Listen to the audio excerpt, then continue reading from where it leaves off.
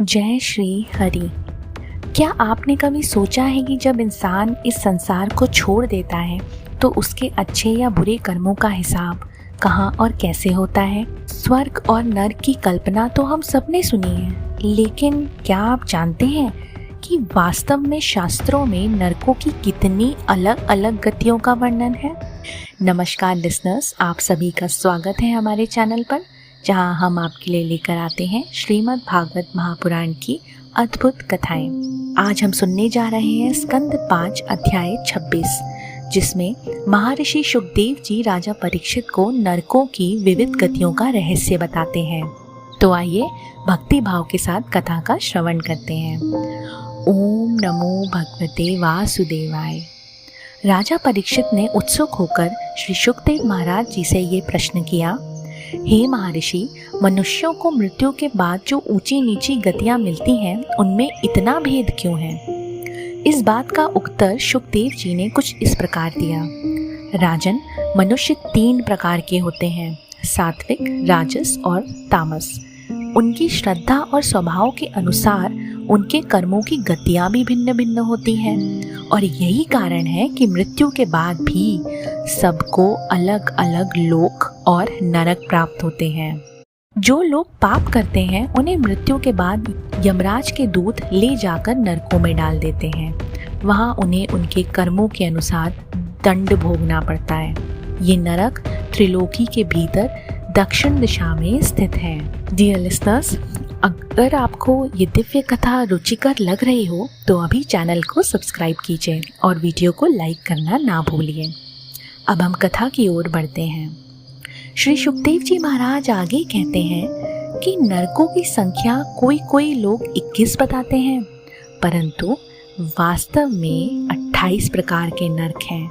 उनमें प्रमुख हैं तामिस्त्र, अंधतामिस्त्र, रौरव, महारौरव, कुंभिपाक, कालसूत्र, असीपत्रवन, सूकरमुख, अंधकूप, कृमि भोजन, संदश, तप्त सूर्मी, वज्र कंटक, शालमली, वैतरणी, प्राणरोध, विष सन, लाल भक्ष, सारमेयादन, अवीची, अयपान, शारकर्दम, रक्षो गण भोजन, शूलप्रोध, द्वंद्व शुक, अवट निरोधन, पर्यावर्तन और सूचिमुख। अब सुनिए इनसे मिलने वाली यातनाएं। जो पुरुष दूसरे का धन, स्त्री या संतान छीनता है, उसे तामिस्त्र नरक में फेंका जाता है, जहां यमदूत उसे डंडों से पीटते हैं और वह मूर्छित हो जाता है। जो व्यक्ति छल कपट करके दूसरे की स्त्रियों से संबंध रखता है, वो अंतामिस्त्र नरक में जाता है। वहां उसे ऐसी पीड़ा होती है कि उसकी सुध बुध मिट जाती है। जो मनुष्य सोचता है कि ये शरीर मैं ही हूँ और ये धन स्त्री मेरे हैं, वह रौरव नरक में जाता है।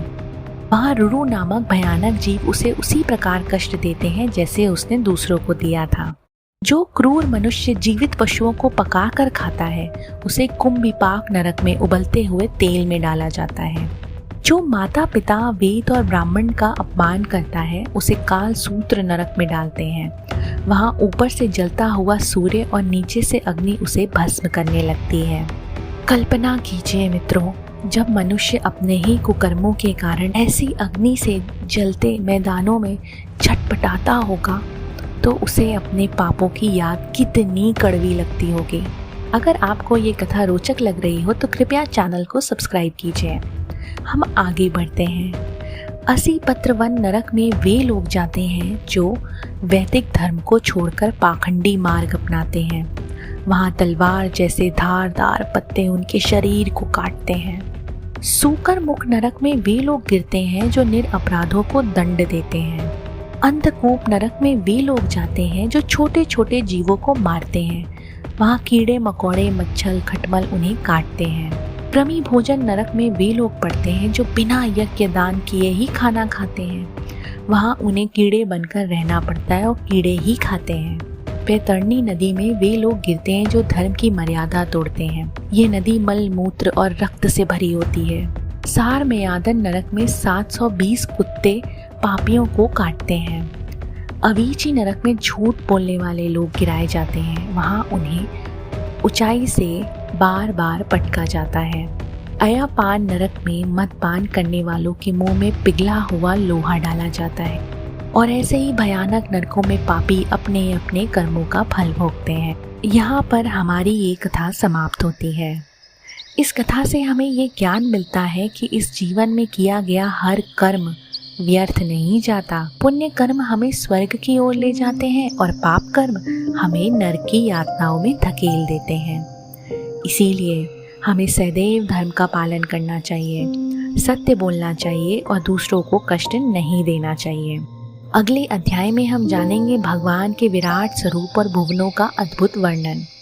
इसे मिस मत कीजिएगा। यदि आपको ये दिव्य कथा सुनकर अच्छा लगा हो तो कृपया इस वीडियो को लाइक करें, मित्रों के साथ शेयर करें और हमारे चैनल को सब्सक्राइब करना ना भूलें। हम फिर से मिलेंगे एक नई कथा के साथ। आइए अब हम साथ में मिलकर श्री हरि नारायण का जाप करें। ओम नमो भगवते वासुदेवाय।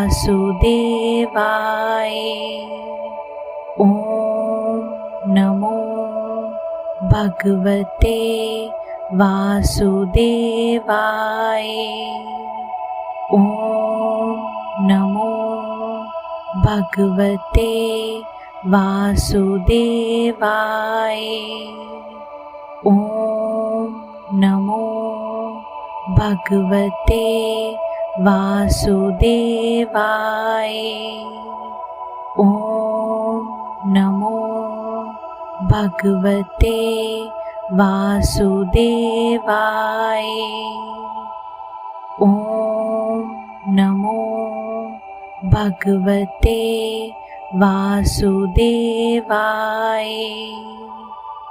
ओम नमो भगवते वासुदेवाय। ओम नमो भगवते वासुदेवाय। ओम नमो भगवते वासुदेवाय। ओम नमो भगवते वासुदेवाय। ओम नमो भगवते वासुदेवाय। ओम नमो भगवते वासुदेवाय। ओम नमो भगवते वासुदेवाय। ओम नमो भगवते वासुदेवाय।